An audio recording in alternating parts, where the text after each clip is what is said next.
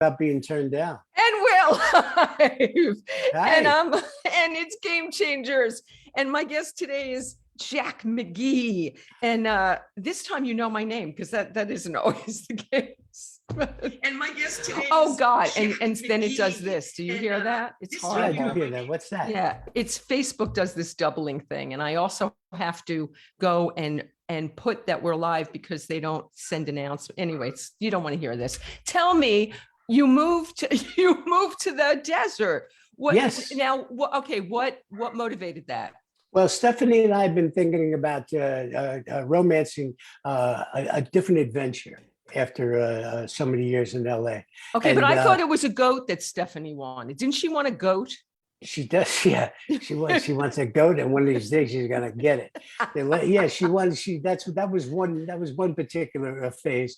Yeah. And so we looked at property back in Woodstock, New York, about 4 years. We started looking, and in fact, we got serious about it, and we were back there looking for houses and properties in Woodstock, New York, when I got a call from my agent and said they want to see you for the Ice Man Cometh on Broadway. Now, I've never done a Broadway show. The only experience I have, and we can talk about this a little bit later, was when I was a kid. But I remember saying when the agent said they want to see you for the Ice Man Cometh, I remember putting the phone over my chest and saying to Steph, "What the hell is the Ice Man Cometh?" I knew about it, but I wasn't sure. And we were supposed to be going back that week, next week, to look at houses in Woodstock. We had a few things lined up. Right. And then the agent said, well, they're only seeing people in New York. And I said, well, I'm going to be in New York next week. And long story short, that's how it happened. But we were looking for a new adventure. We just wanted to see. She wanted quiet. She wanted pretty. At that time, she wanted a goat. She wanted to have some farm animals and stuff. So we decided after I did Ice Man Cometh, and I come back, which was a thrilling experience. We have to talk with Denzel Washington, which is crazy. We'll talk about that. Yeah, and then so we said, all right, let's get back on track here, and let's start looking for something. And friends of ours had moved out to Palm Springs area near Rancho Mirage. So I said, all right, let's go out. And I always thought, the desert, man, it's hot. I'm Irish. I'm fair skinned. I look like a science project. I sweat to it, So, but we come out here and we found this incredible house in an incredible neighborhood. We knew nothing about it. We just saw it. And we come out, and it's the first house we saw, and we put a bid in on it. And get out of here! And it finally happened, and it did happen after a month or two of waiting around and doing the paperwork on this. And we moved out here a year and a half ago. So you moved during the pandemic?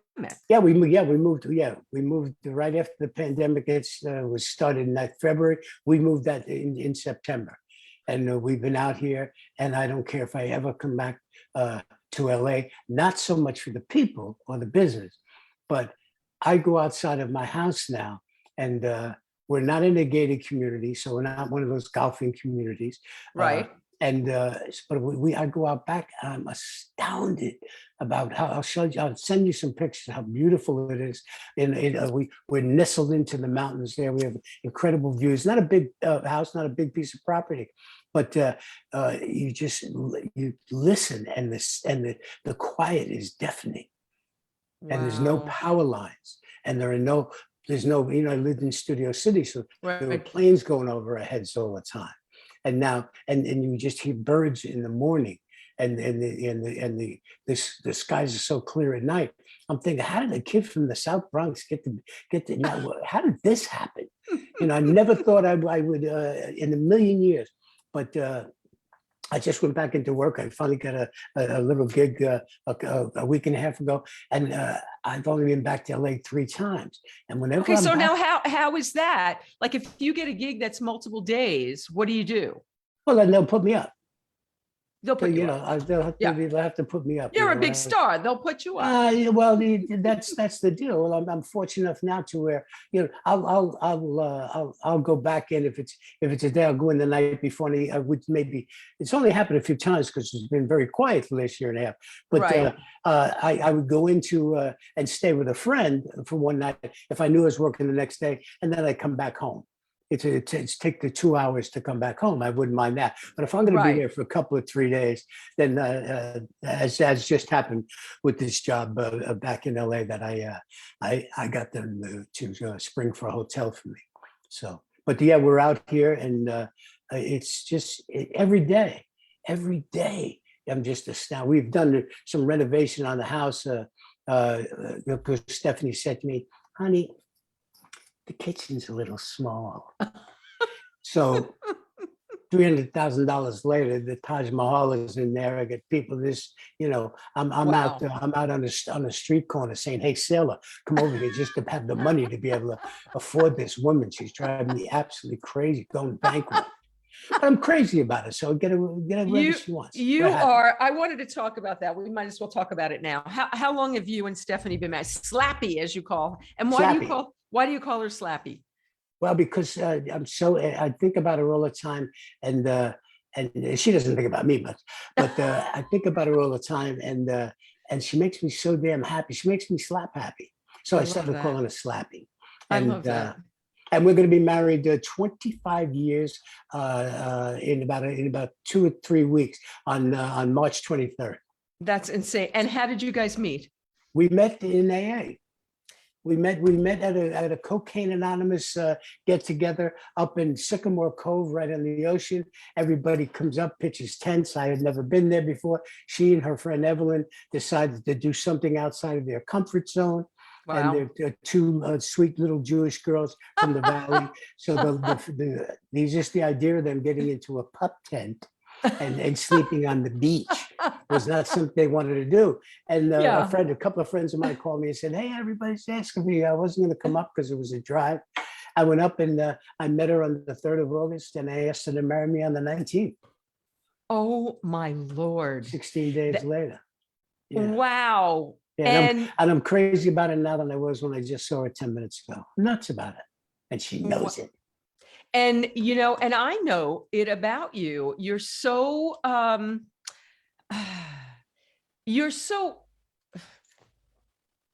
sure you are with Stephanie as you speak of her, but I have done nothing but hear you speak adoringly of her. Oh, yeah, I'm crazy about it. And has it always been that way with you too? Yeah. We've never raised our voices in 25 years. I find it necessary to go out and talk to a palm tree once in a while. You get me? But I think it's because we are in recovery that we've learned the tools to be able to talk to each other and say, hey, there's a problem here. That's the problem. Let's find a solution. And that's don't get me wrong. More than once, my Stephanie has said to me, my day's a lot better off when you're not in it. And I get that because I'm me. I know me. My day. I wish my days would be better off without me in it, but I'm in it because they're my days. So yeah, we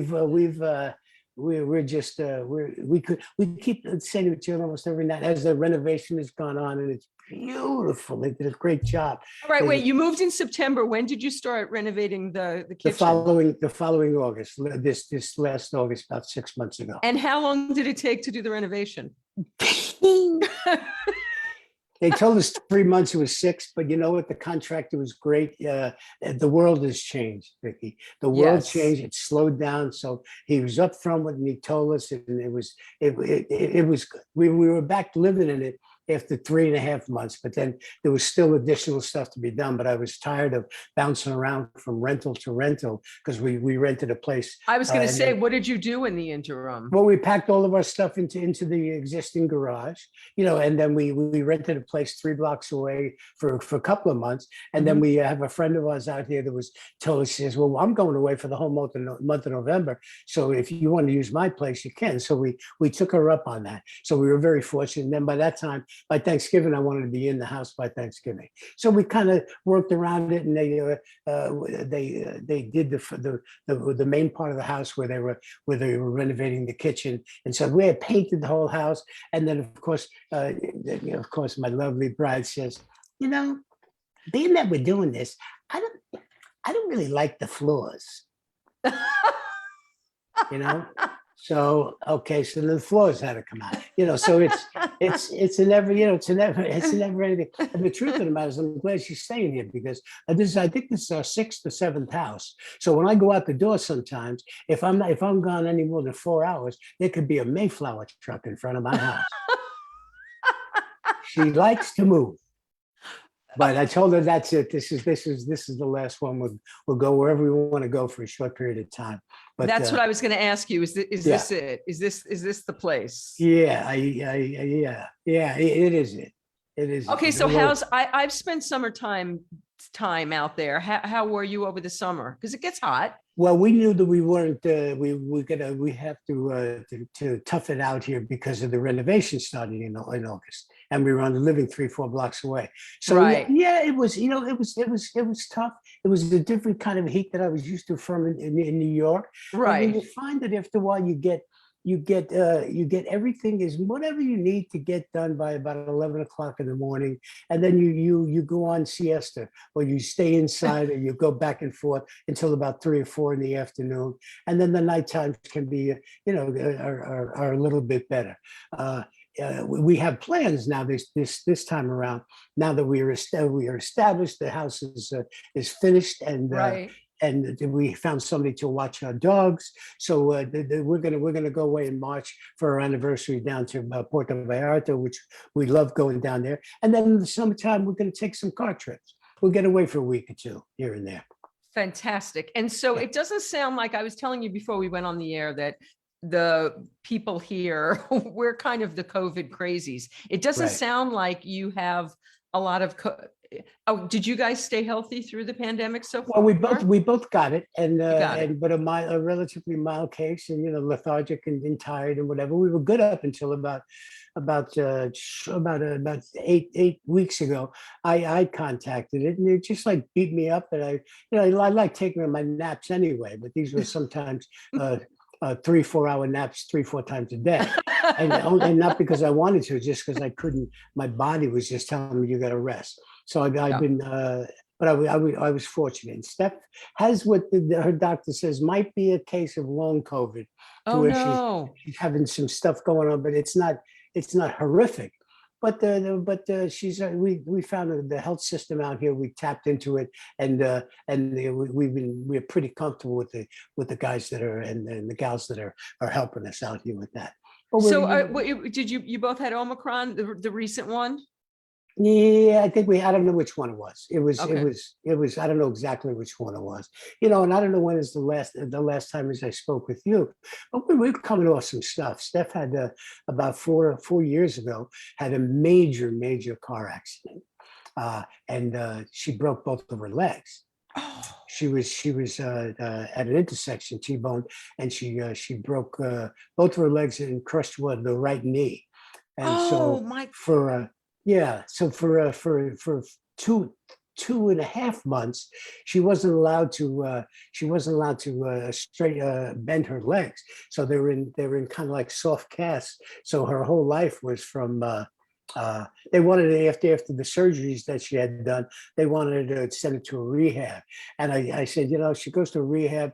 We're looking at 2 hours a day max for PT. And then the other day she's in there with people that are facing the sun with a drill cup, So I brought her home.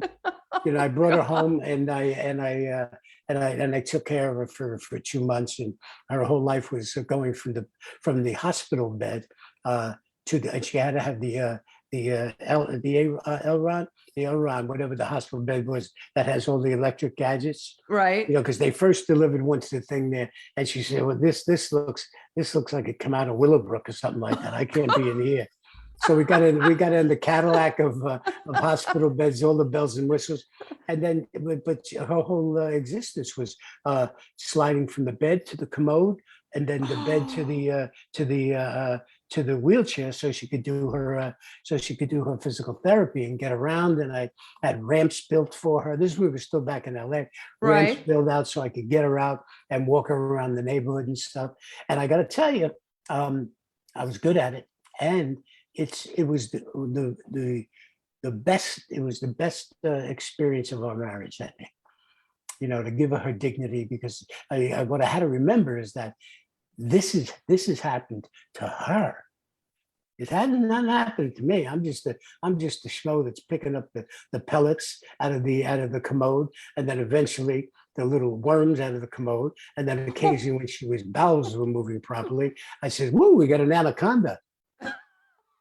You know what I mean? So and we laughed. Wow, that is very bonding. We laughed about it was an incredible time, and you know, it's so but you know, everybody has stuff. Life was going on, but we worked through this. So a lot has happened since I saw you last. But and so that happened before the pandemic. So yes. Almost maybe prepared you guys for life in close quarters together. Oh yeah, every once in a while now, still she wants me to put a bedpan under. You know, and when an old guy like me, I'm 73 years old. You got to keep your options open. So I always keep a bedpan handy. Not the chrome metal ones. I got a couple of plastic ones, the throwaways, in case she wants to get kinky sometime.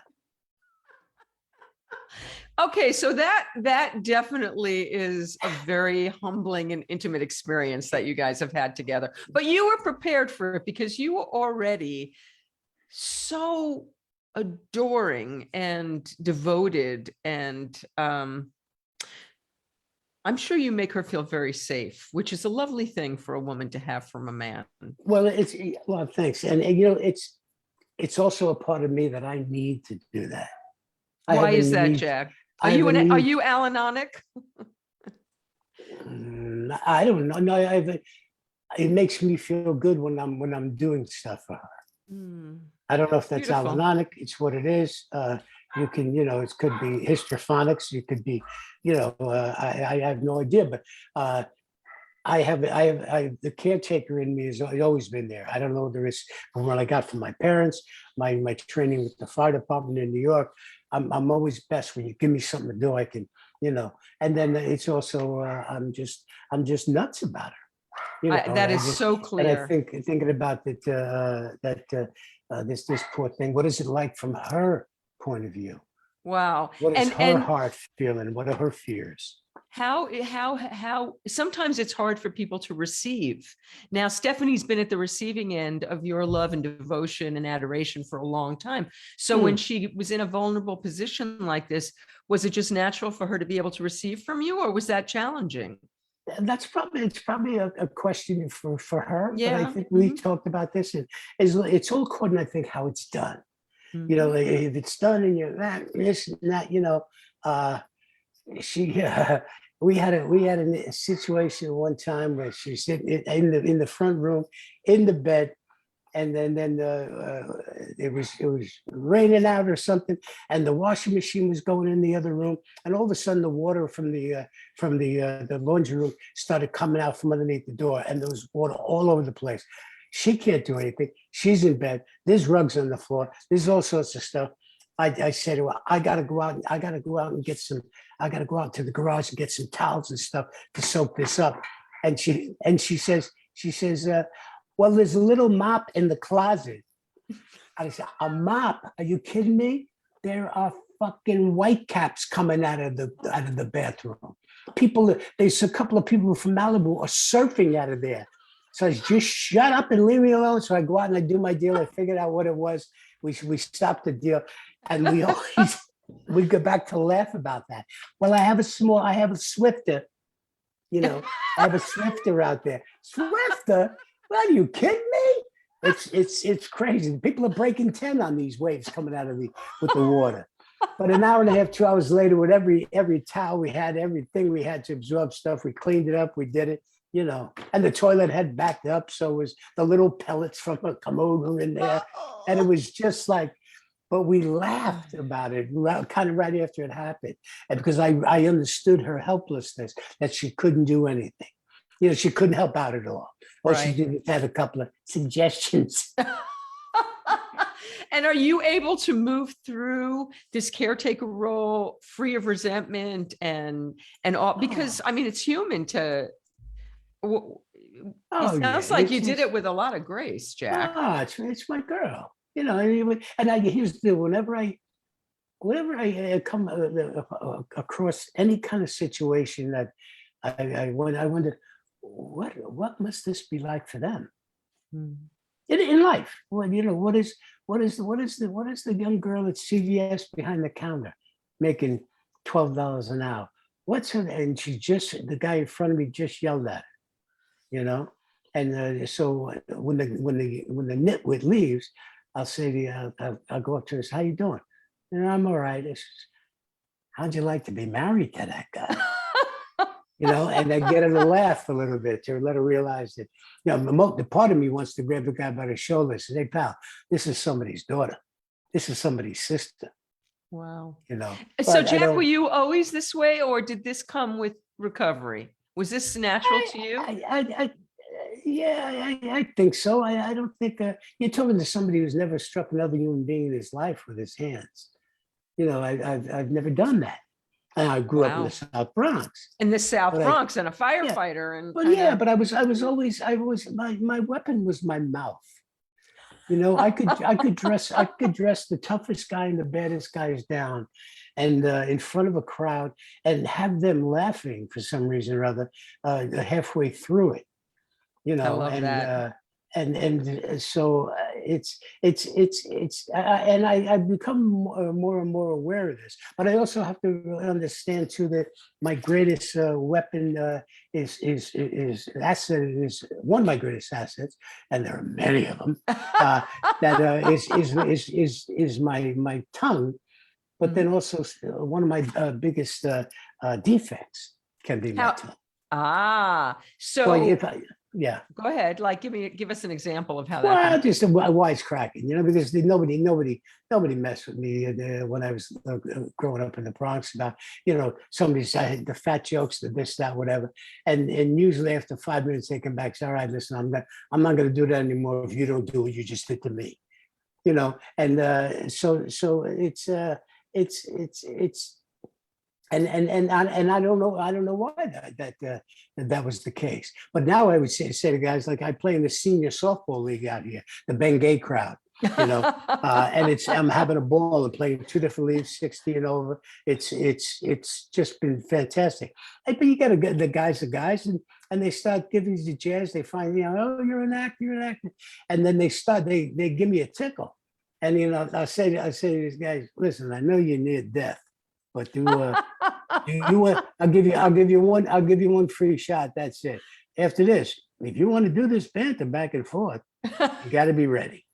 And then I usually wind up laughing about because I never liked being the one that was the brunt of a joke. So I try as much as I possibly can not to do that. I mean, I'm not joking about just kidding around with guys, giving them a little tickle here and there to making somebody feel less than. There's no need. I've had enough of that in my life, not enough. It's like I'm going to write a book about it, but I know how that feels, and it doesn't feel good, and I don't like the way I feel when I slip once in a while. So Jack, when you were a kid, were you the class clown, as they say? Were you always funny? Did you always get out of trouble with your mouth? Yeah, I did. I was a little too sharp to get into trouble with some of these guys. I was the guy that I'd pull the pin out of the grenade and roll it in the room. And then run? Stand by the doorway. No, I want you to see that I did it. I want to admire my work. It's kind of crazy. And I did that at the firehouse too. There was a great story of my friend Charlie Law, who was a fireman. He was studying to be a lawyer, and he's a great guy. And this other guy, Peter Calamari, whose nickname was the Squid. And Charlie's pouring his heart out after they're having a beer, I guess, at 2 a.m, way back then when they drank at the firehouse. And Charlie's telling him about it. I was having marital problems. He had trouble with the wife. The wife is going out on him and this and that. And he says to this guy, Pete Calamari, please don't ever let any of this leave this room. And Pete says, of course. What are you kidding me? Of course. So they both go up to bed and they come back down the next morning. And everybody that passes Charlie Law in the kitchen, because everything happens in the kitchen. You got 13 guys changing tours, all the ball breaking and stuff happens. And one guy after the next says, oh, Charlie, I'm sorry to hear about you and your wife. I'm sorry to hear about you having some stuff. And Charlie he's livid. He's livid. So he comes into the kitchen, he finds Pete Calamari. He says, "You guinea bastard, you promised me that you wouldn't say anything. I poured my heart out to you. I trusted you. You said it would never leave this room." And Pete Calamari says, "Charlie, it never left this room." And no, then Pete Calamari turned Charlie around and he pointed at the blackboard. And Pete Calamari had written down their entire conversation on the blackboard. So in fact, it never left the room. That's the school of sarcasm I came from. You know what I mean? So it's just, that's what a pin puller is. You pull the pin, you start an argument, you roll it in the room, and you see how many guys you can witness punching the shit out of each other over something they know nothing about how they got there. There's an art form to that. Okay, so now you come from you have a lot of siblings. Eight of you? I was the youngest of 8. There's and three of us left. Yeah. And did you do that at home? Did you pull the pin and start trouble as the littlest? I guess I was a pin puller in training. You know, you gotta understand. My mom was the sweetest thing in the world. My dad was a great dad, and hardworking. And but there were seven of them before us. So I had other brothers. But I think they're all agree. I have the quickest mouth and and I know I'm the funniest. You know, but I come from that banter. You know, you got to be ready to do battle every night at the dinner table, because they'll come after you. You went with that piece that I read with your theater group. Unbelievable! I was going to bring that up. That was kind of an insight. It's the first and only thing I wrote. I've never written anything since then. I know you're going to say you got to write, but and you do. Yeah. Well, it's busy up here. I don't know how to do this good, you know. But I'm thinking more and more about it. I'm thinking because what I used to say to my mom all the time is, "Hey, Mom, when any place we went to, Mom, you want me to sing?" You know, because I love singing and still do. That was going to be my next request. Well, I haven't written the book yet, but I know that's the title. "Hey, Mom, you want me to sing?" Oh, you know, so Jack. who knows if that'll happen, you know, but it's certainly when I do say that to all the pretty girls, they do exactly what you did. "Oh, Jack." Yep. Yeah, that sells a lot of books, Jack. It'll sell a lot of books, but you got to write it first. You know, there's a discipline. There's somebody from the rooms that well, I what are you using that word for? Well, it's a terrible word, but I learned this in the rooms that 5 minutes a day. And I have been writing 5 minutes a day for 7,000 and something days. And I did write a book very slowly, but I only had to write for 5 minutes a day, and I had to be accountable. I send an email to someone and tell them that I did it. But, and I was just talking to Nancy Allen about this today. You can do this, Jack. And first of all, the other thing is you don't have to sit down and write. You can talk it into a voice recorder and have somebody else do the transpose it. Yeah. That's the thing. I have a friend out here that he offered. He said he would go through and edit it and do some stuff with it. So it's we're getting closer. We're getting closer than we were the last time when I saw you, because I've actually bought a bunch of notebooks, because I thought that what I do is I take each little notebook and go right through all of my siblings, because I have a desire to have my nephews and nieces and great nephews and great nieces, as the family tree gets bigger and bigger and gets further away from the roots, for them to know what about their parents and their grandparents from my perspective growing up. Wow. I think and do you know about your ancestry? Were your parents good about passing that information down? Well, they were as good as they could possibly be for memory. But you know, the tools weren't there like they are today. Right. You know, as you said, to take the voice memo and just start talking into it. And we have a family picnic coming up. Well, it's every July, but next year, not this summer, but the summer after, is the 50th. It'll be the 50th anniversary. And they generally, when it was in its heyday before the pandemic hit, there were upwards of 300-400 people at it. Holy because Moses. yeah, because my and most of them they were all they're all younger than me now. But there's my mom comes from a family of 8, and my dad only had a couple of 3. But those Irish Catholics, they like to have sex. By the time I tell you, I have almost. Well, every time they have sex, they have a baby. So I have 60. I have about 60. I have about 55, 60 nieces and nephews. And by the time we finish this interview, one of them will have conceived. I'm telling you, that's just the way it is. I see. So have you had a family reunion since COVID started? No, they haven't. No, nobody has. So they'll have one this year, and I won't get back for it, but I'm going to make the 50th next summer. I don't have any plans to get back there, but it's generally up in upstate New York, up near Brewster, New York. And it was started by my Uncle Bill, my mom's brother, and so for the 50th anniversary, his daughter still owns the house that he lived in up in Putnam Lake, New York. And I think I'm trying to convince her to have it because that's where the first one was, out in his backyard. I'm trying to see if she would be interested in just bringing it right back there because she still owns the home. So, and do you all wear the t-shirt? Do you have a t-shirt? Do you get t-shirts? They have the different, there's always some of the young kids that's selling them, overpricing them to everybody. And like I gotta put a t-shirt on to remind people that I'm related to you.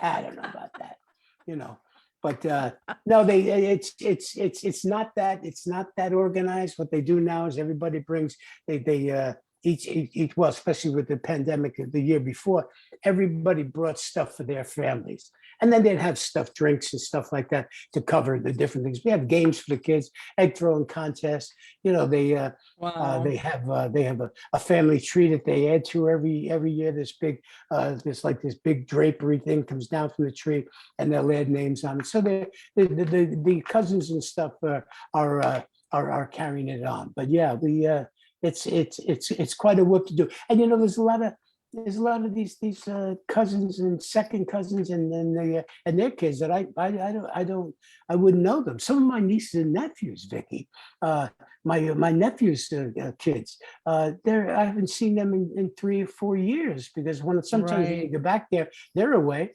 I mean, they could walk. I could pass them in the street and I wouldn't know who they were because they were 12 and now they're 17. You know what I mean? Wow. And so it's life is a funny thing. So it kind of made me think, well, maybe I should get on this thing about so I let them know that my oldest brother, I had an experience with my oldest brother, and I didn't get to know him till a little bit later on through his sons. I was a lot closer with his sons because there was only an 8-year difference in his oldest boy and me. So he was like. How much of an age difference between your oldest brother and you? 13 years. It was 13 years, my brother Bernie. And he was the high school football star. He was this, that. Always heard about him. My first memory was because he joined the Marines. He went to high school. He was supposed to get a scholarship to go to Duke to play football, and he up in his junior year and he quit and he joined the Marines. So that was just the story. But I didn't find out his side of it until later on down the line when I was in my 20s and he was in his 30s and he had a wife and 3 kids already. And I'd say, hey, what really happened back then to you? So I would only repeat what I knew about it. And then I became more informed when I asked the questions of him. But and so I'm hopefully I'll get to this thing. And the voice memo thing is a great idea because what I thought I'd do. Go ahead, Jack. This is like Yellowstone. You're like the Irish Yellowstone from the Bronx instead of from. This is like a family saga. That would be a fantastic. Yeah, it's and I think it's the purpose of it would be just so somewhere down the line, so my nephews and nieces could know what my experiences were with their mom and dad. And what and then maybe that'll instigate them into asking more questions to their moms and dads now about what what my brothers and sister-in-laws were up to. And then I know there's a lot of information that I would have because it's from my perspective, Right. what I came from, where from my spot. You know, I always think about, you know, if I had a friend of mine who used to put a boy down to sleep at nighttime, and his little guy's name was Matt, and he'd come out and he'd be tossing, and she'd always say to Matt, find your spot there, find your spot. And I think that's what I think would be a good lesson from if I can get off of my lazy ass and go into that. It's because Lord knows I should just put a recorder on because I do like to talk. You're kidding, really? Yeah. I would never know that. So what are days like for you? So you're in the desert. Yeah. When you're not working, what are the days like? How are you filling your time in the pandemic? We're usually up at 5:30 in the morning. Oh my God. Yeah, because the dogs are lifting their leg on my neck, you know, and they want to go and they run our lives. We had 5. We lost 2 of them since we're here. They were older, and we still have the 3. But they get up, we go out. I made the coffee from the night before, so I pop the coffee in. I go walk around, and then we sit for a minute and we discuss if we slept or not. You know, and then what do we got? What do you got for the day? What's your day look like? And then the dogs are up, and they're sitting out there with us, and then they wanted to go to the dog park, so they bark. I take them to the dog park to give her a break so she can meditate and have some time without them bugging her. Not that they do, but it's just a routine that we've fallen into, and then you know then I come back and then we walk them after I come back. When they come back from the dog park, and she feeds them, and then we walk them, and then we've been busy with there's been people in and out of our house now for 6 months, right? You know, so that's but it's all good. And then we have some friends that have moved out here, so you make arrangements to stop and see them. Where I played senior softball this morning. I had softball games. I have 4 games a week, 2 a doubleheader on Wednesday, and then play either Saturday or Sunday. So we found that we had to make ourselves get out and do things, and we've been integrated and embedded purposely in the recovery out here. There's some great recovery out here, and you know, and Steph, my wife, she volunteers at a place called the Living Desert. And the Living Desert is a place where it's a refuge for endangered species. And she's the giraffe lady. She's the gal who, when the kids come in and they get to offer up $8 for a fistful of lettuce, she shows them how to safely be able to feed the giraffes. So she's with the animals all day, once a week. Nice. And then she was teaching yoga at a senior citizen center for a while until that shut down. And we hike, you know, we within 3 blocks of where we live, we have 7 or 8 different hiking trails, and the mountains are it's pretty spectacular. I'm in awe. She's doing all of this. It was only 2.5 months that she was down with 2 broken legs. Well, that was 2.5 years ago. But so, still. But she said, yeah, and she still has got stuff that is direct result of that, and. But she doesn't complain. She has some pain sometimes, but she's remarkable for what it has happened to her, you know. Wow. And you know, she even said to me this morning, "I'm sorry that sometimes I feel like I'm not as healthy as I could be."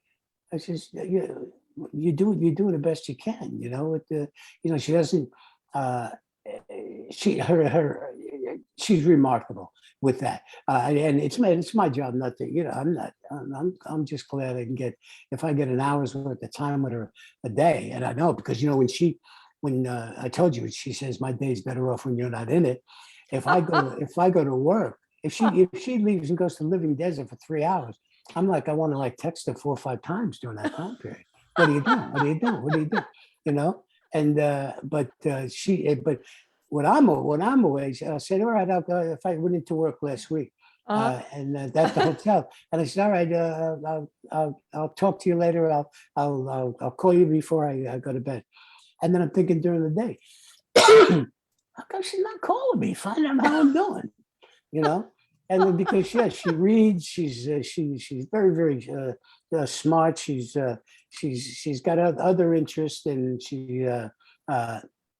me, I'm like a scatterbrain. I'm either watching ESPN 5 times in a row with my hand down my pants, or I got to do something. I'm like a gnat. I'm running all over the place. So, but we and now we're starting to go out. We're going to see some theater. They have some great theater out here. We're going to see Jersey Boys this week, and I've seen it. She has never. And there's the Pink Martini is coming out here in a couple of weeks or something. And so there's some great theater and there's stuff to do. It's just funny now it's starting to open up again.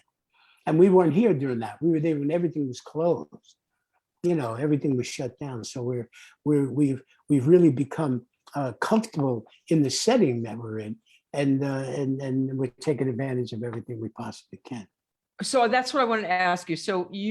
So how locked down were you guys? I mean, it sounds like you're pretty comfortable. I mean, did you lock down at the beginning of COVID, like for the first year? We kind of only had each other when we got here. We didn't know many people, and then of course, you know, we took it seriously because you know, we wanted to make sure that we took care of ourselves and the people around us, and so we didn't know anybody out here. We hadn't gone to the meeting. They had meetings, but there were some meetings in Zoom, but we didn't know who they were. So we stayed connected with some of our recovery friends from back in LA, and but that was about it. But and we commented about this last week. We said, you know, it was crazy during that time because we got along pretty well.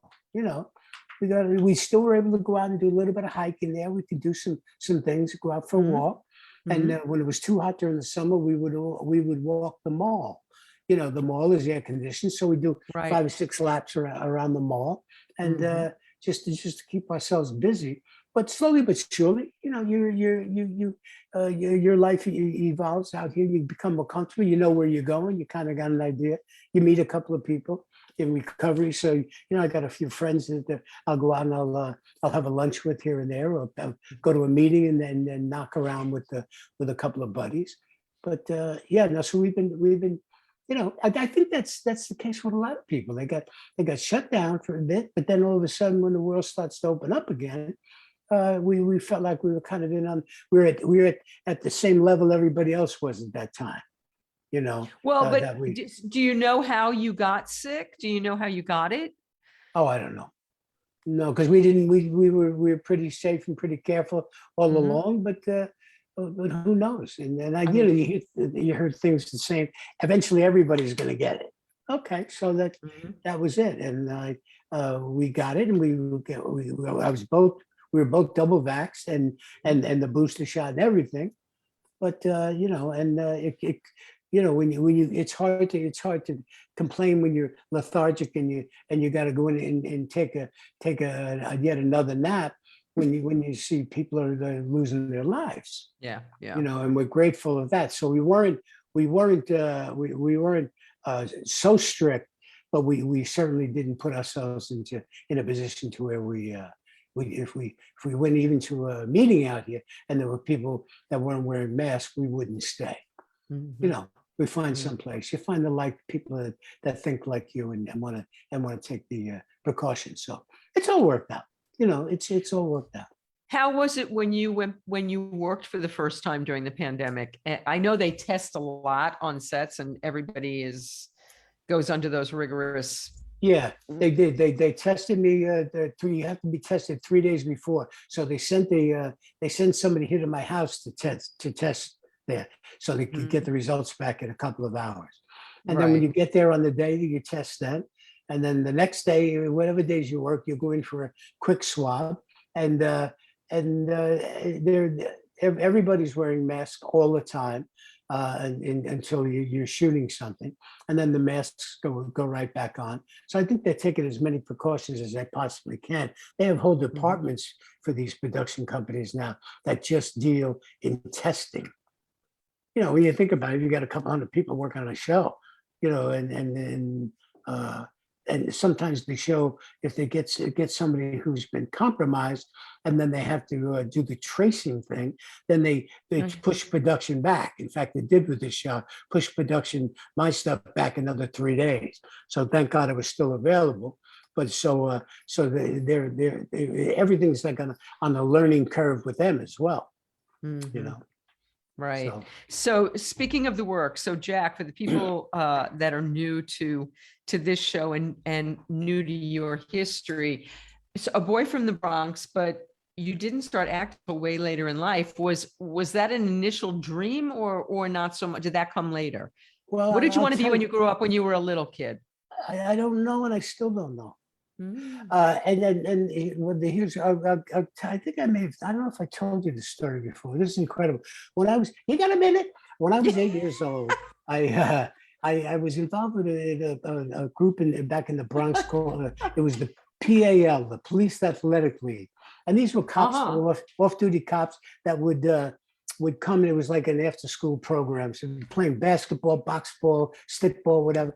And so they made announcements. Is anybody can fit underneath this broomstick in a door buck and wants to make $300 a week? And I was 8 years old. This is 1950, 56, 50, maybe 57.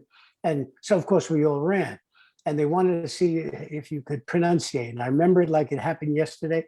They had you say, "How now, brown cow," which is simple, but they wanted to hear projection. And then they asked if you sing.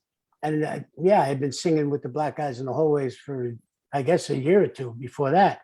So I sang, and I sang "Why Do Fools Fall in Love." Come on, you got to give us a few bars, Jack. Ooh, ah, ooh, ah, ooh, ah, ooh, ah, ooh, ah, ooh, ah.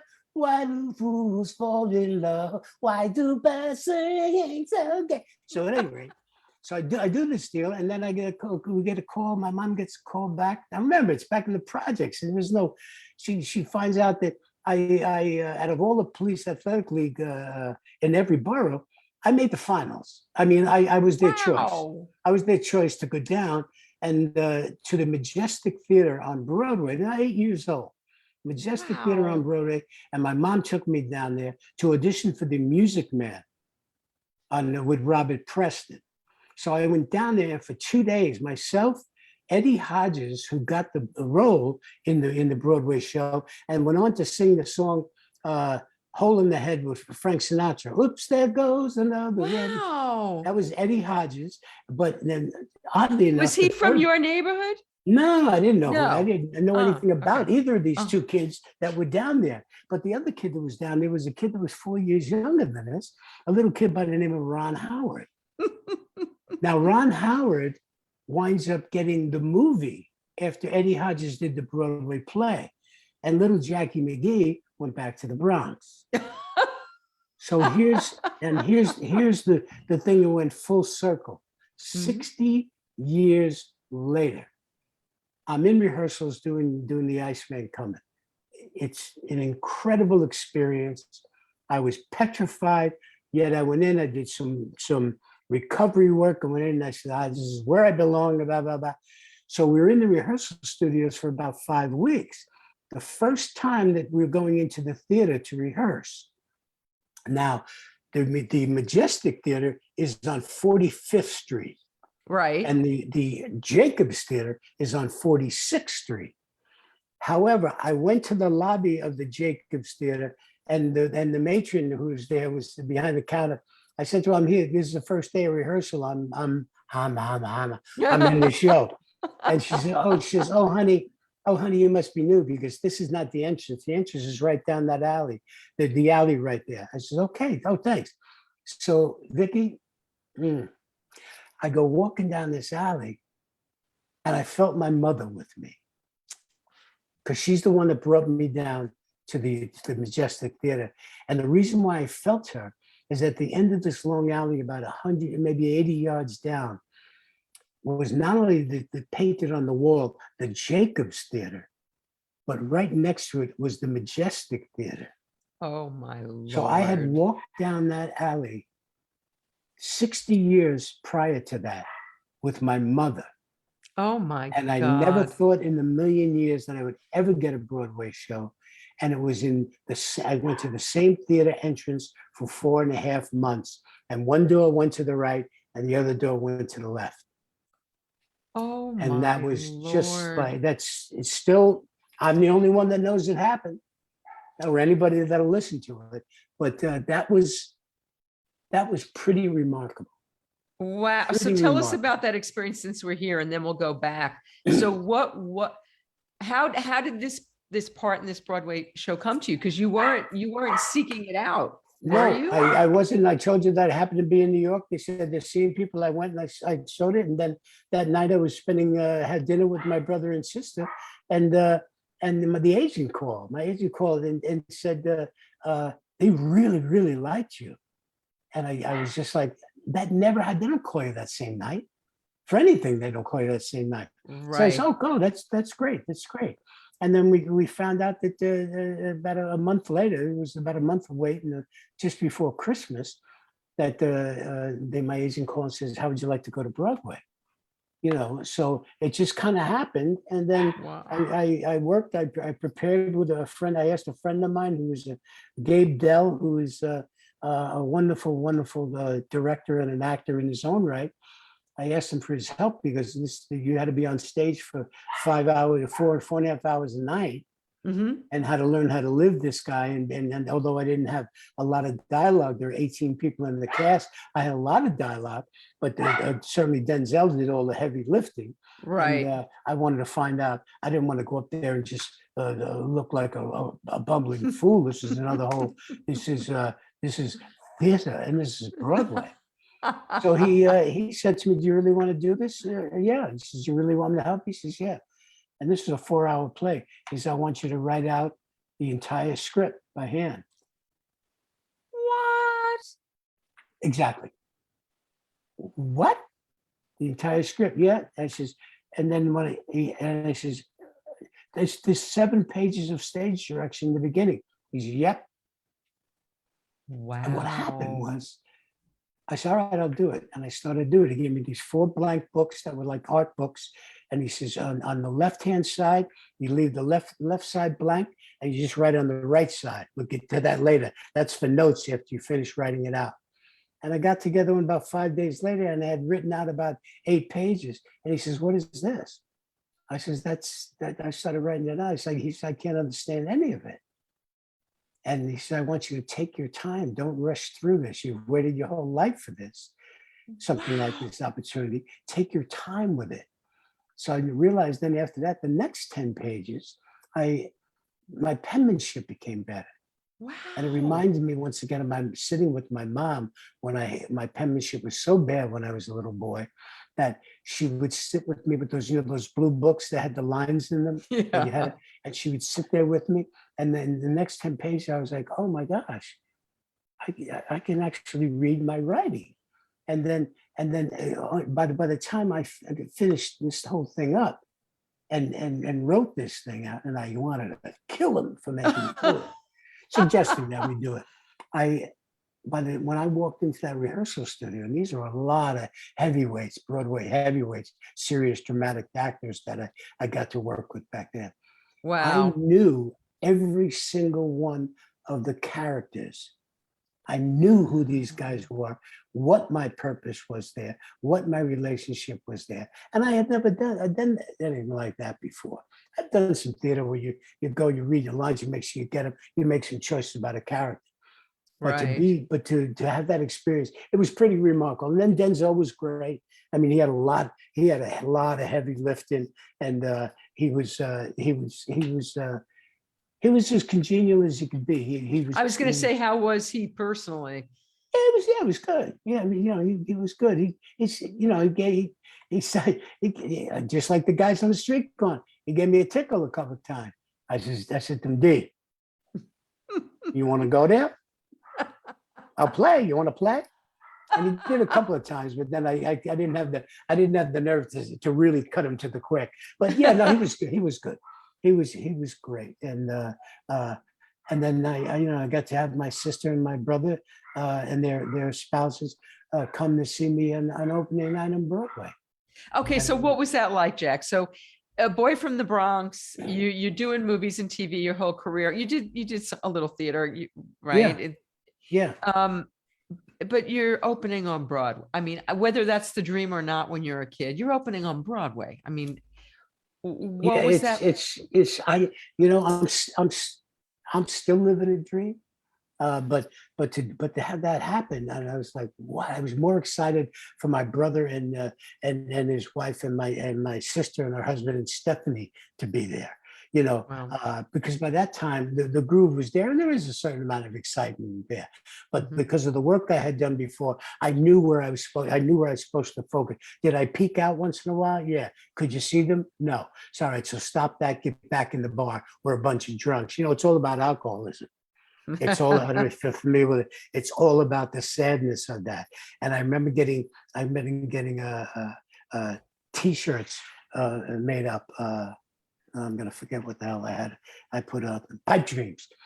And 42 times in this play, the expression pipe dreams is referred to.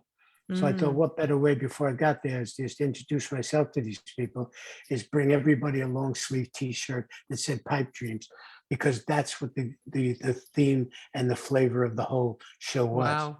The guys that never got off the bar stool, had all the talent in the world. It was a subject matter I knew about. Right. And so it was pretty great, and to get to see these people come in, these celebrities. They would come in and see Billy Joel, just come back and tell you how much they enjoyed it, and then the students that come in from Minnesota with their literature teacher, with their drama teacher, because they've been studying the Ice Man Cometh, Eugene O'Neill for like 2 semesters. And these kids knew more about Eugene O'Neill than I'll never know about. But just to have them come and just like look at you like, oh, can we touch it? It's just like, will you hug? And I was like, what? This is every night was like that. Every night was like that. And then towards the end, it was like, all right, we're gonna come more to go. What's next? I got to go back and be with Slappy. So all right, now I've done Broadway, big deal. Now I got to do Vicki's show. Wow. You know what I mean? I did Broadway, now I got to be on with Abelson. How much better does that get? I don't know. How much better can that be? So what were you writing in the left? What was he having you write on the left side of the page after you filled out? Then we start to break it down. You just got, you start to break it down. You start to, what is this? What does this guy mean to you? What is this? And then I would, on my own, I grabbed a little photo, the best I could from the Hollywood Reporter, whatever, as to who at Broadway show magazine, who was playing what part, and I put a picture of them up there. What do I want from him? What does this guy mean to me? What am I trying to get from him? Do I care about it? Just a little bit of history, and then I'd have to go back over it and thumb through it and see if how much. I'm sure a lot of it will make sense now, but it certainly was a way for me to engage and to know that after the third hour of being on stage, how to stay and not pull attention away from what was going on, but should somebody be watching you, you had to know that. It was important for me, because the person that pays $90 a seat living up in the balcony, or if they're paying $280, they deserve to see the work being done. And it's the first time I had that kind of experience, There's always, did it impact you moving forward, Jack? Was that anything that you take with you? Do you look at a film real differently since that, or no? I do. I try to write out at least the scenes that I have. If there's a big chunk of stuff, I'm not. They're not asking me to do any great soliloquies or any great romance stories, because you play the guys you play. but that helps me. That always helps. But this was like colossal compared to anything. Because usually if you get 5 or 6 scenes, some of them may be big, couple of big monologues, write the monologues out. You learn that in the recovery program, the power of pen to paper. You write that stuff out. But this was big in allowing me to keep it fresh and alive and stay in the moment with somebody. You know, when somebody's even when you're not even talking, when you're not even addressing that person on stage, 18 people on stage. Wow. You know, and in various stages of non-sobriety, you know, and who needs what from who. It kind of kept it fresh and kept it alive because you were making choices all the time. You know, I love that. It was great fun. So this has been a recurring theme for you because you've played in Rescue Me. It was about sobriety and recovery. You've dealt with this in your life and in your art. I don't think that's an accident. Do you? Oh no, because without recovery, without the great surrender, none of this happened. How did you have what was your great surrender? Did you have a low bottom? What got you to get sober, Jack? You know, there's a musical we did for one of the conventions, and one of the songs in it was a big fat bottom, we all got him. And there was a dance number that the girls put together. I think your bottom is whatever it is. You know, it was a bottom inside. I knew that I just didn't. You know, I had a heart attack from cocaine for 3 years before, and went in for 2.5, 3 weeks, and then come out because I got a job and they wanted me. And you know, realizing that the second time around, for some reason or other, when it was done, it was done. You know, and I haven't had the craving or anything. It's just when it was done, it was done. I was sick and tired of being who I was, and I knew that wasn't the guy. I was ashamed of myself. There's all the stuff you hear, but yeah, no. So yeah. Did it ever impact your work, Jack? Because you've been sober, what, 26 years? It'd be 27 years, 28 years in July, I think. Yeah. Wow. Yeah, it must have. Even when I was out doing the dance, you know, if not then, the next day, you know, if you can't go in and no matter what the size of the role is or the commitment is, and into a group of people that I enjoy so much being around, the creative people, to go in and not be 100%. I'm not comfortable still with looking at stuff before sobriety. You know, and I don't seek to watch myself after. If it's on, it's on. You know, or I'll look to it if I want to remember how crazy I was about Christian Bale. As my relationship, I'll go back to just watch a little bit of his genius to remind myself of how fortunate I've been. But I think it's, you know, it's the thread of my life, and it's the most important thing that ever happened in my life. More important. Did you ever like not show up? Did you ever screw up? Did you did oh, it ever? I passed on auditions and saying that, you know, every excuse in the world, the car broke down, to this, that, whatever happened when I first moved out here. Yeah. Now if I have to, if I choose not to go in on something, I say I'm just not comfortable coming in and reading for that. And it's uncomfortable to do it, but it's honest, and at least it's gone. You don't have to worry about covering your story, you know. So I've learned a lot, you know, and I very rarely turn anything down because I like to work. I like to be, you know, I'm still amazed that somebody wants me to come onto a set and portray somebody. And the joy for me is the guys and girls on the set who work so hard. That's where the magic happens. Because, you know, you and I could do the greatest love scene in the world. And well, there's a thought. But if the focus puller isn't made to feel like she's an important part of the production, that scene never makes the film. So for me, it's the guys and girls that are on the set. I kid around and joke around with them a little, but I have such a great appreciation for the magic that happens when you put a couple hundred people together. And all of a sudden, 6 weeks later, like the fighter, 7 weeks later, 8 weeks later, you finish this movie, and next thing you know, it's nominated for an Academy Award.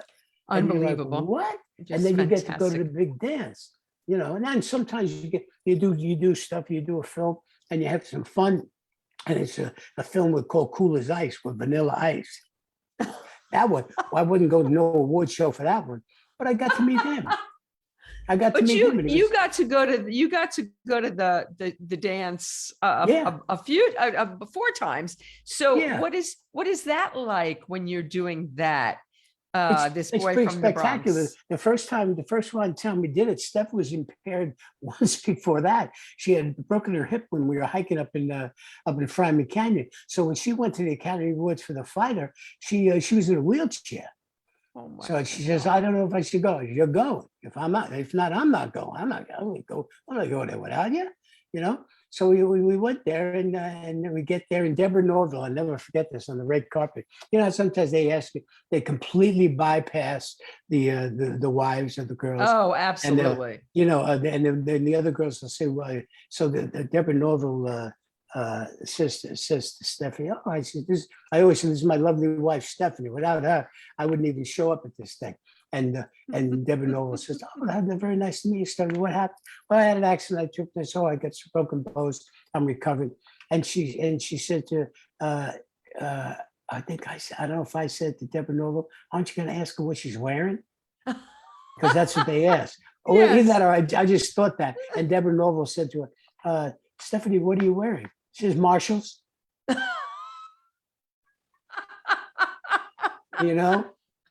So that's the memory. That's the memories I have of that. And then she was further down the red carpet, and Tim Gunn from the show, whatever, the thing with Heidi Klum. He grabbed hold of her and he said to her, "Yeah, you're making it work." And that was all she remembered from the entire, because she was a little bit gooned up on narcotics because she was in such pain.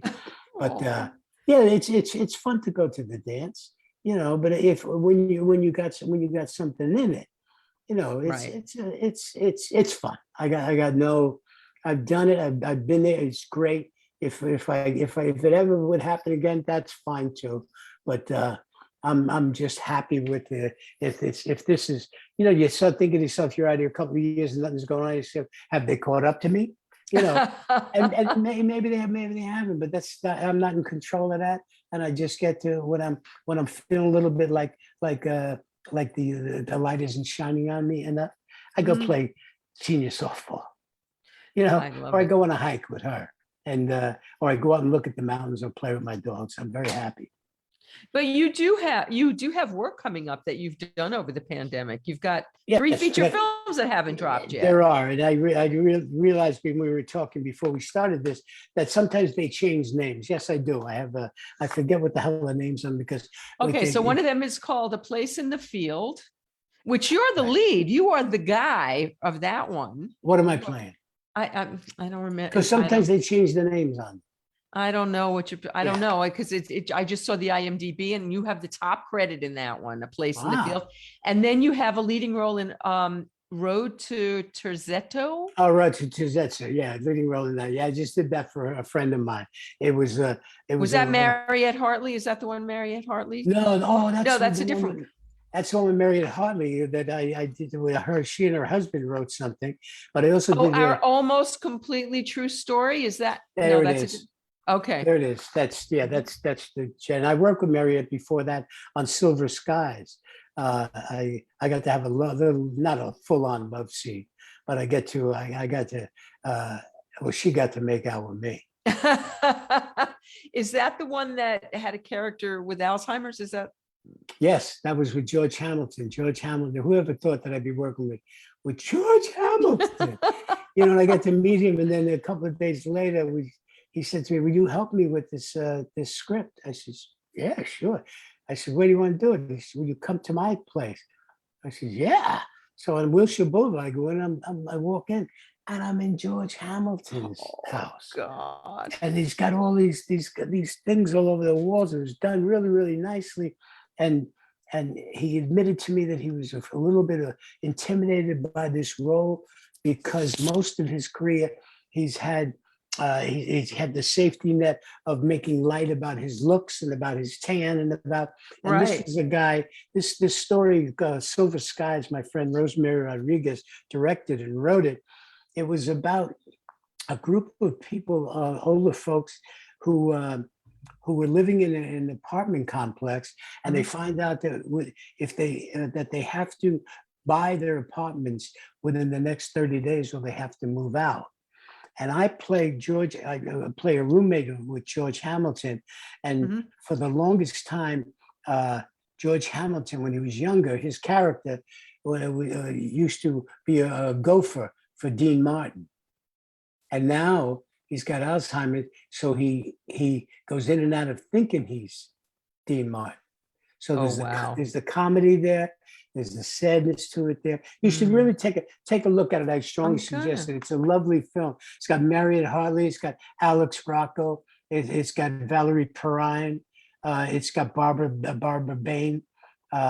It's just the sweetest little How film. long ago? I met Valerie a few years ago. Valerie's had some health stuff. How long ago? Oh, she's had this is just before. This is, I think, one of the last things she did before she was really, really infirm. Yeah. But Silver Skies, it's a great little flick.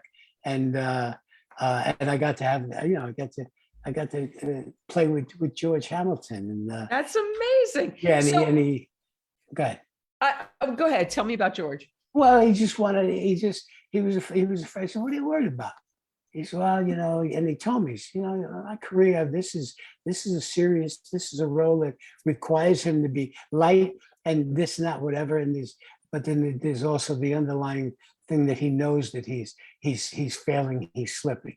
He knows that, and my character is the guy that is his caretaker. And I remember just saying, don't worry about it. I'm going to be right there with you. Just like the character. So I was just going to say, so you were in life as well. Does George not take himself seriously in real life? I mean, I don't know. I've never met him, so I don't. God, he's a goon. He's just light and lovely, and stuff, and all I got to do is, and I didn't stop giving him a tickle about it because I'm not teeing this up for you, pal. This is too easy. I'd say something for him about his lighting, and he'd look, he's just, he gave me one of his hats. He knew I loved hats. And he's got a great collection of hats. He showed up with a hat box with this lovely, lovely hat. In this, so whenever I wear it, I think of George. Yeah, he's quite a lovely, lovely man. That's really nice to hear. So Jack, you're this kid from the Bronx, right? Were your family firefighter? Or was that like a family thing? Were there a lot of firefighters in your family? How did you come to be a firefighter? First. Well, my dad when he was younger was a pro ball player. He played in the Giant organization. He was a catcher, and my mom grew up down in the west side, down there where the Hudson Yards are now, the Hudson Towers, whatever thing, 34th Street, 10th Avenue. But my brothers, when you're a kid, an Irish kid from the Bronx, a guy or girl, you take the civil service test because that's a job that pays and it's a job that's got security. So all of my brothers were. My brother Bernie was a fireman and then became a lieutenant with the fire department. My brother Dan was a fireman. My brother Larry was a cop.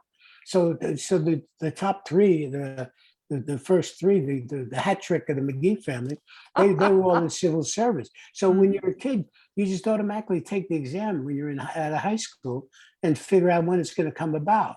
And sure enough, just when the timing was right, I had taken the exam, and they called, and I had nothing else going on at that time. I was working in construction.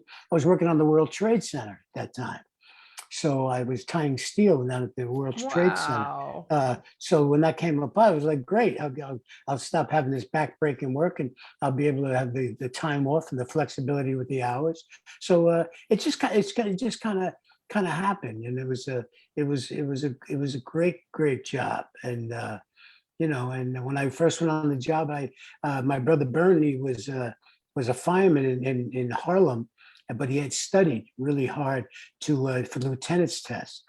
And it's a very, very difficult test. He only had a high school education, and he studied, and his badge number was 738, and that was his badge number. So when he became a lieutenant, he had to surrender that badge, and they gave him a lieutenant's badge. So when I come on the job in 1977, I asked if his badge, if 738 was available, and sure enough, it was. It had been in the system for a while, but nobody asked for it.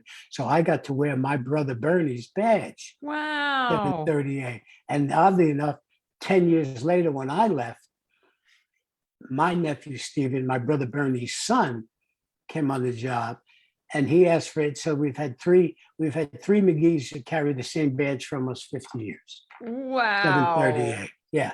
So yeah. Go ahead. You finish your thought. No, so that was but also the fire department was the perfect job to have me start pursuing the dream of being an actor. Was it something I was obsessed with? I said, no. I used to watch and see. When I saw Cagney, James Cagney dance down the steps of the White House in Yankee Doodle Dandy, I remember saying to my father, "Man, I wish I could do that." So there was something there, and I had always done stuff with bands as kids and stuff, but I hadn't done a lot of some theater work, some local community theater work, chasing girls. That was my motivation. It wasn't about a paycheck, it wasn't about a fame, it was about the dames. So the dames. So what was the? And it worked out pretty well, by the way. Thanks. It did.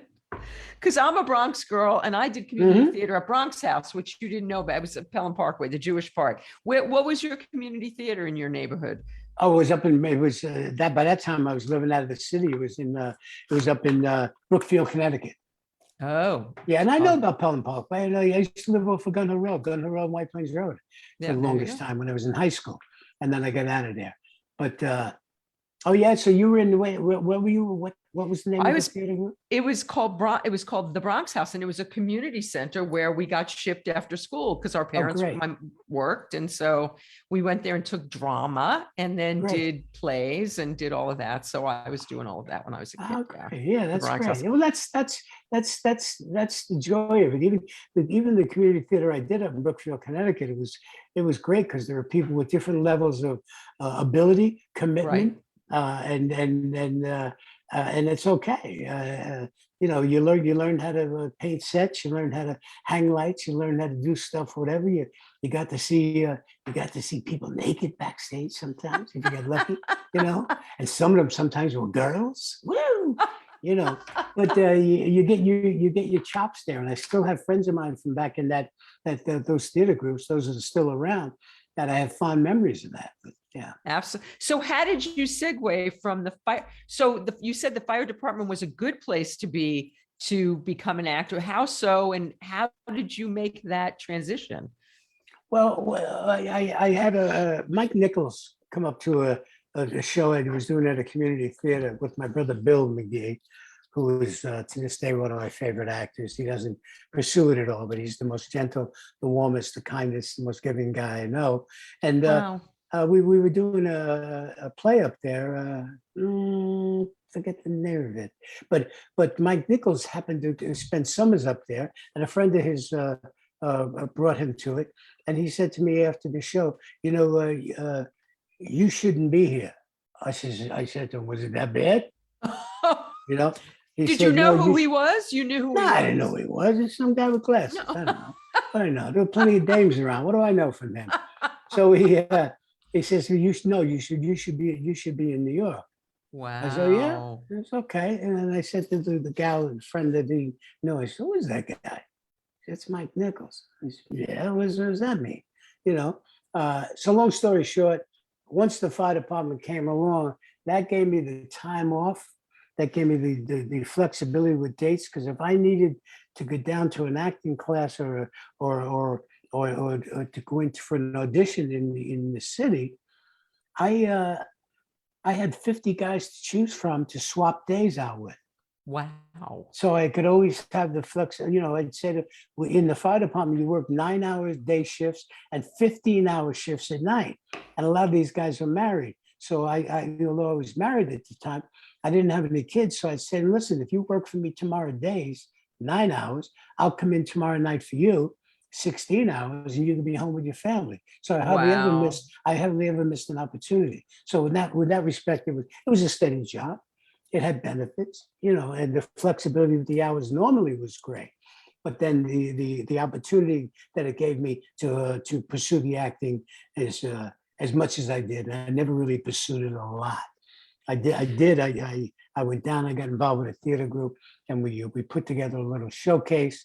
And the first showcase I was a part of. I got somebody that was interested in representing me commercially. And Wow. so it was kind of having bang bang. I know a lot of people, a lot of kids, they struggle with something, but I was very, very fortunate when it came to that. And how long did it take till you got your first professional gig? Commercial. That is where you started. I know that. So yeah. Yeah. They told me that it would take between 100 and 125 auditions. You don't get discouraged. And by the time I had 30 auditions, I had 5 national spots running. Oh my gosh. It's crazy. It's crazy. Wow. My first commercial was for Kellogg's Frosted Mini Wheats, one of the heads of a 2-headed giant. I was crunchy. It's crunchy wheat and nicely sweet. I was crunchy wheat. And all the guys in the firehouse, when they saw it on the air, they said, hey, look at McGee, you fat bastard. It's the 2-headed dragon. It's the 2-headed monster.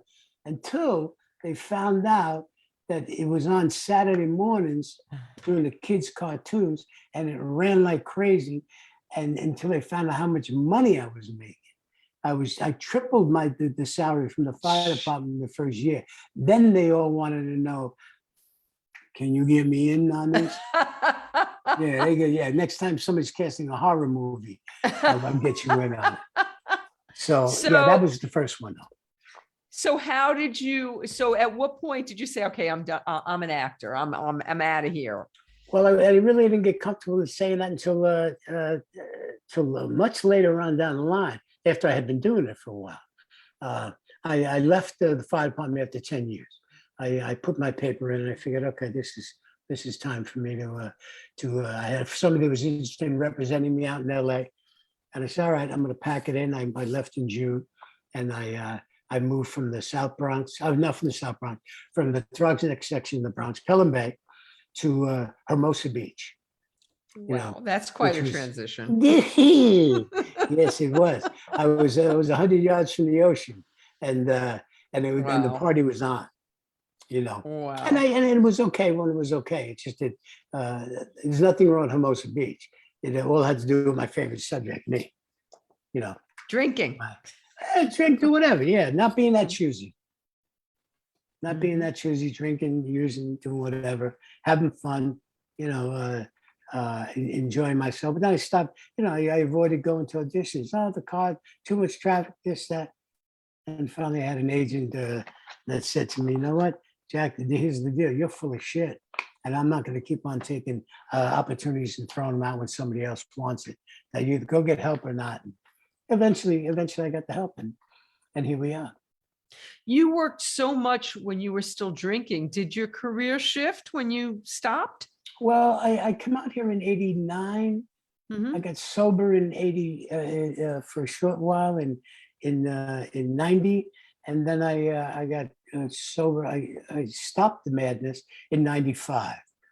So there was a 3 or 4 year period that I had then worked, and it wasn't insane all the time. But it just was, it's whether it be sometimes with the time off, what I don't remember, but I know that I'd have to go back and look and put a line in between this stuff date wise, from before 19. Oh, well, when I went over and did a movie over in Thailand with Roger Moore. There's another guy. Right after I come back from that in 1995, in March of 1995, and I realized that as soon as I come back, the first person I stopped was to see the dealer. I said, I got to go for help, Oh, you know, yeah, and I packed it in. So when it was done, it was done. Tony is saying she loves the story about when you met Cagney. Oh no, I never met Cagney. Who's saying this? Tony Vincent says, I love the story of when he met Cagney. She thought you met James Cagney, I guess. No, I didn't meet Cagney, but I met, when I first met Charles Durning, I'd always been told, you know who Charles Durning is? Of course I Yeah. do. I just watched The Sting last week. Yeah, Fantastic. so and you can see the similarities. I've always been told from the get-go that Hell yes. that I read, you know, you remind me of James Cagney, of Charles Durning. So I first meet Charles Durning, and I say to him on a small film, and I says, Charlie, Jack McGee, it's really nice to meet you. He says to me, who the fuck do you think you are looking like me? And the love affair began. We spent so much time together. He talked about his experience during the war. And he also talked to me, dropped the bomb on me that he used to, for about 15 years in a row, he used to have dinner with James Cagney every Thursday night. I said, you what? Wow. With James Cagney every Thursday? Yeah. So he told me some of the stuff that went on between them, and I don't remember. It was just friendship stuff, you know? So long story short, I hung on his every word. And flash forward to, maybe this is what the gal was talking about. I worked with Charles Durning after that on Rescue Me. And then when he was getting a star on the Hollywood Walk of Fame, I thought it was an interesting coincidence that his star that he was getting was right next to Cagney. So they must have been saved in that spot. So I get down because I have a picture that I have of Charlie Durning and myself nose to nose, the profile. It's not, if unless you're a character person, it's not the prettiest thing in the world, but it's stunning how similar our profiles are to each other. And so I made a copy of that and I brought it down. I gave it to, I brought it over to his wife, Marianne. And I said to him, Marianne, I don't know, I've only met you one time. She said, I know who you are. I said, oh, great, Jack McGee. I brought this down for Charlie.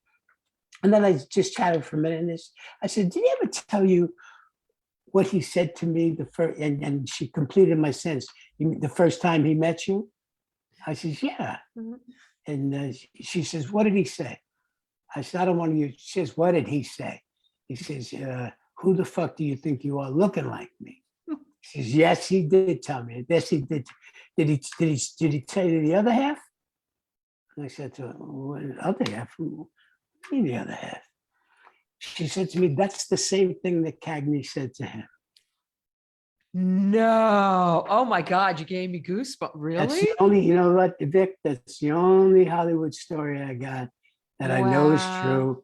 And I don't care if anyone, I know I heard it from his wife. Wow. That was so, that connection, because I lived for Cagney.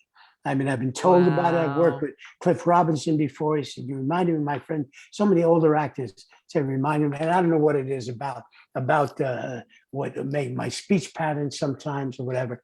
But that was may have been the story that she was referring to. That was wow, that's a great. Well, thank you, Tony, because that was a great story, and I wouldn't have gotten to that otherwise. Yeah, what a that's fantastic. So you know what I haven't asked you about before, Jack, is I've told you Rescue Me as a sober person, as a New Yorker, as somebody who went through 9/11 there in New York.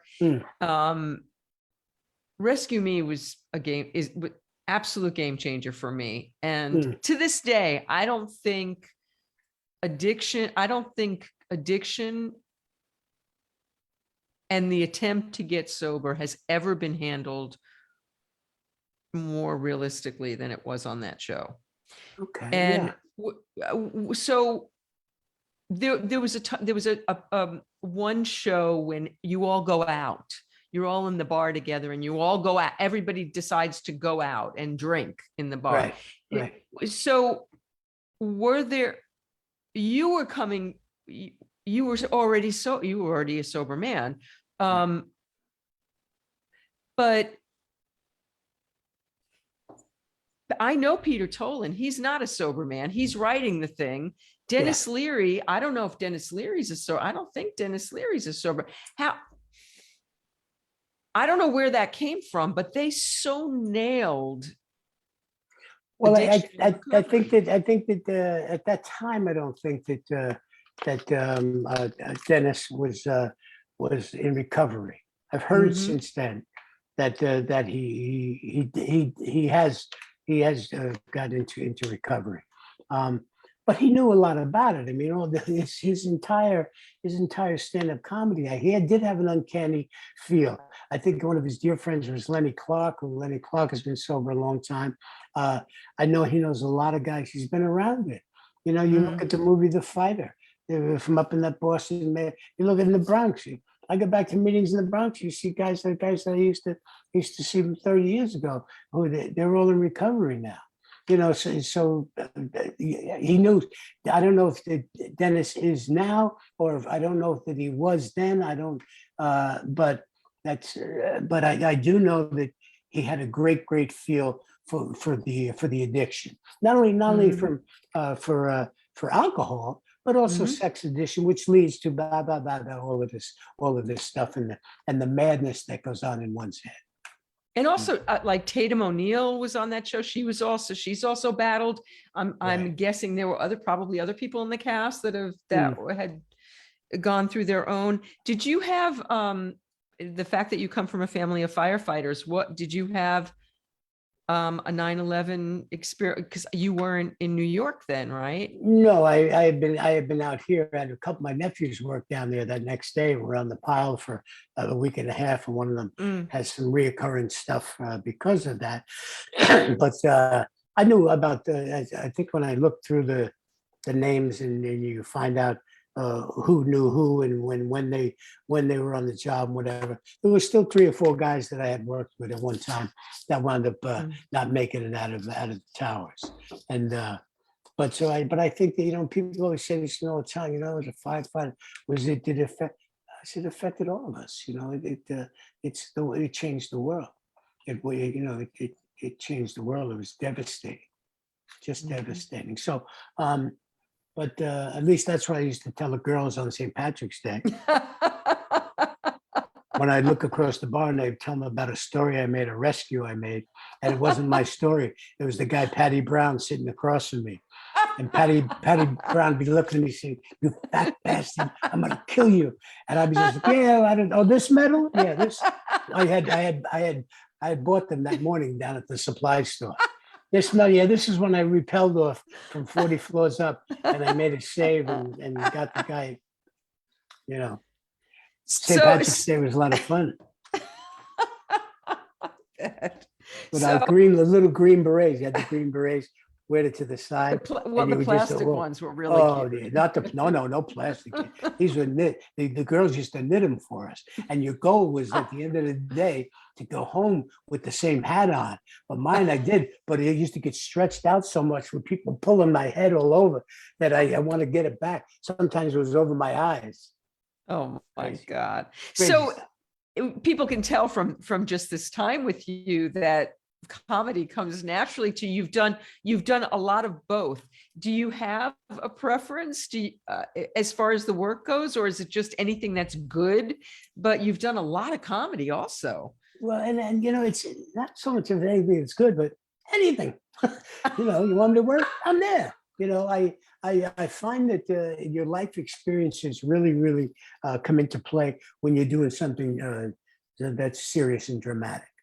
I enjoy playing guys that are so far away from where I am or who I am. I've always. So, what are some favorite things that you've done? You've done so many roles. Are there shows, films that really stand out as that was a fulfilling? I would say this film, Silver Skies, I was telling you about with George, the gentle side between 2 friends. With the great sense of humor. I would say The Fighter was a great opportunity to play that guy. Yeah, Rescue Me was also an important part of it, because not only did I have the storyline about having the son who was gay, and coming to terms with that. And that came out of a conversation with myself and Peter Tolan when I was telling me about how my father was crazy about my brother Tom. And my brother Tom had been gone for a while, but my dad just didn't know how to say the word, didn't know how to talk to my brother Tom about that. And then 3-4 weeks later, the script had me exploring this role of the father and son. Wow. So that's so when I see that work, and I can't tell you the amount of times through that full season and a half where the guys from when I'm out here in Palm Springs, even with the guys from the gay community out here that recognize me from that and tell and share their experience about how that helped them and how that impacted their relationship with their fathers. So Wow. there's some wonderful stuff that you grab hold of, because Rescue Me, people say, hey chief, they holler at you, but the stuff and that's all good, and that's all stuff that comes natural to me. But the stuff that when I get to explore my pain, I mean, I'm not painful all the time, but I mean, when people always say, what do you work with? Well, I said, I just have to think about losing my dad at 21. And if I stay there long enough, the snot's going to be running. The stuff's, and or losing my brother Tom, loss, so I'm good with that. I like the comedy too. I'm not so good with remembering lines. Okay, how the hell do you do it? I So mean, at this stage of life, you gotta apply yourself. do you have a trick? Do you have a system? Write them down. Write them down, just like my friend Gabe said. Write it down. Paper to pen. In these scripts, they're not long. You're not in much of them. You're writing 2-3 pages out. What are you doing anyway? Write it out. Ask for help. Go to the script supervisor. See if she can come in 10 minutes early when everybody else is knocking around and grabbing coffee and grabbing a snack or something. Go right over to her and say, "Can we run this again?" Nice. I know it's always going to work out, but for some reason or other, I think I got to get the perfect bird. Perfect, like I'm holding somebody up. We're all in the boat together. It's called rehearsal for a reason. Relax, give yourself a break. And so it's a learning process. So Jack, at this stage of life, do you have ambition to do anything specific? Is there more you want to do? Are you content with where you are? What do you want to do? You want to work, don't you? You want to work, right? Yeah, I want to work, but I'm not. I've been with the same agent now for some 5 or 6 years, and I think I've called her 3 times. I don't want to. What am I gonna? She knows if she gets. This year's been quiet. She knows if the last year's been quiet, and and then if it happens, it happens. I got mine in a lot of ways. I'm not saying, oh, I got mine. Maybe it's time for some other guy who. I work with a lot of guys and know a lot of guys in these rooms that are talented guys, classically trained, working hard, doing showcases all the time, just to get somebody to pay attention and to give them an episode on the show. So when they get it, I'm thrilled for them. I want every job I go in on.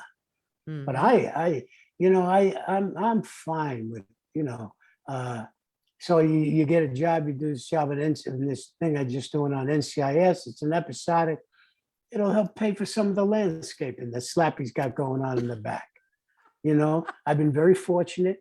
I have a little pension comes in, and it's my Social Security coming in with good. I don't have a care in the world financially at all, and we're not rolling in it, but we're comfortable. Wonderful. And I all it takes one phone call. I was thinking about this the other day when I was driving back from LA, that if talking to myself, hey Jack, What would you do? What would you do if another series, a sitcom or something came along, Mm-hmm. and or a series, Mm-hmm. and then I said I don't know. I said I wouldn't go to New. I don't think I would go to New York without Slappy, and Mm-hmm. unless it's boatloads of money that you can keep both places up and take care of whatever. And even then, I have to ask, oh, what do you want to do? So if it happens, it happens, and I know it probably could. And it's only it's only a phone call away. Mm-hmm. I don't pursue Absolutely. it as much anymore. There's been over 180, 190 different projects. My niece keeps track of that. Wow. And even if the residuals come in every 3 months for 14 cents, sometimes they're 14 cents, sometimes they're a little bit more than that. I don't need much. I was a little bit, my nose was pushed at a joint last week because I had to be in LA when I had a game that day. When he had a softball game with a bunch of old guys that I say, oh man, I can't even play softball. I got to go make, oh yeah, you got to go make money and be on a show. Okay. So I'm good. I'm good. I'm happy, joyous, and free. I love that so much. And I love the fact that you still adore your wife and have this wonderful life together. And what more is there that you've had this fantastic career? You still have it. Plus you have, more importantly, I think, you have this incredible love affair, which is amazing. Yeah, she's crazy. Yeah. It's beautiful. It's a And beautiful thing. I should write a book.